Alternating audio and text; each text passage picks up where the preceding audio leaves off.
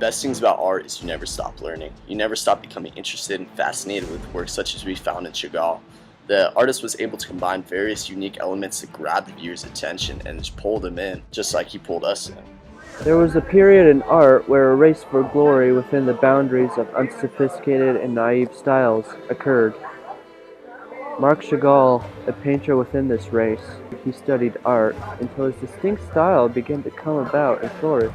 The themes of his artworks focus on main aspects of his childhood, displaying scenes of folk-like and innocent attitude.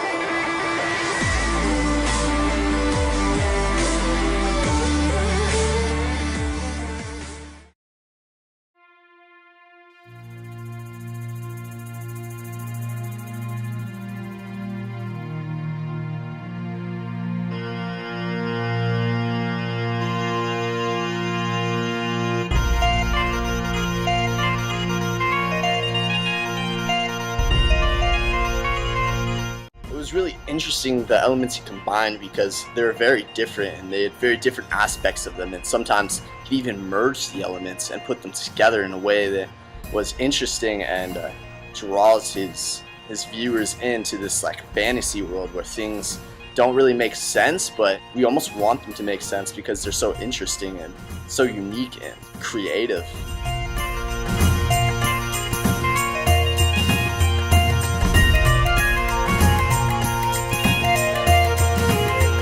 Chagall was born in Russia in 1887, and he was actually born to a poor Hasidic family. He was the oldest out of 9 children, which is quite a lot of children. He ended up moving to a secular Russian school where he began to display his artistic talent. His mother supported him despite his father's disapproval in his works and his artwork, but he pursued his interests anyways, and he went to St. Petersburg in 1907 to study art with Leon Basque. Marc Chagall was a very unique artist who used dreamlike figures to make his characters. Most of his characters had geometricalization and like cubism. He used cubism in developing his figures, such as squares and like really unique shapes. Like if you look at one of his paintings, the Civilus, you see how the goat looks all a figure, like a shape, like a geometrical shape. And the violin guy who looks like a little cylinder spear.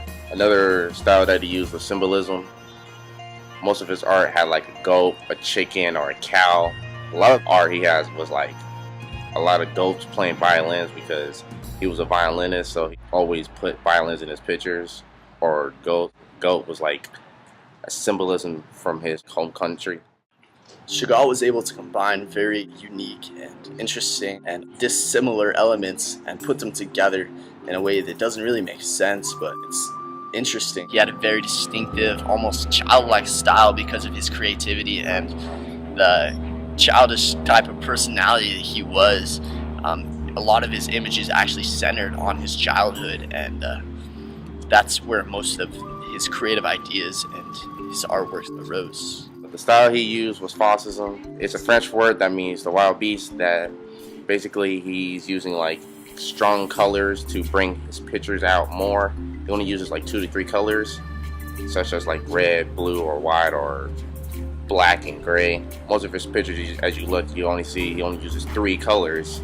The colors that he uses, it makes it feel like dreamlike, like surrealist, cartoonish characters that he used. Like it brings out the contrast of them. Some of his paintings look like stained glass windows. Like, he also did stained glass for like churches and buildings. The colors that he used bring a lot of viewers into the dream world. A lot of the colors that he used were to bring people into the dream world as they view his art. Some of the colors were very bright, some were like very dark. The bright colors usually bring out the figures in the paintings. Dark colors were like stuff in the background.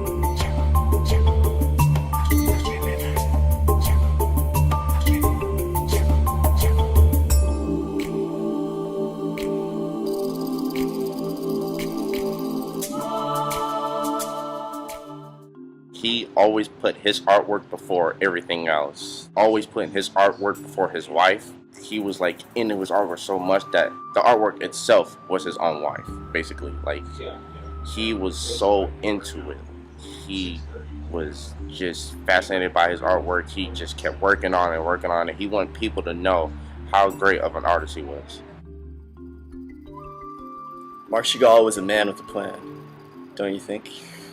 Yes, I truly think so. Why do you think he was a man with a plan? Because all his work, like something you would see on Nickelodeon or Cartoon Network. You know me, like, I don't watch Nickelodeon, Cartoon Network. Can you explain that to me a little bit better? You sure should have watched Nickelodeon? You ever watched SpongeBob? Chill. Why would you see a picture of a goat playing a violin? Who would ever thought of a goat playing a violin? That is like the most cartoonish thing I've ever seen. It's true. It's creative, and it tells a lot about the author because it relates to him. I know he played violin, and that was one of his passions and one of the things he loved to do. But where does this goat come from? Can you explain that to me? Honestly, I think it's like a symbol of his like homeland. He was like a Jewish Russian. Oh, okay. Yeah, that makes sense. Violin, the guy being transformed into a violin.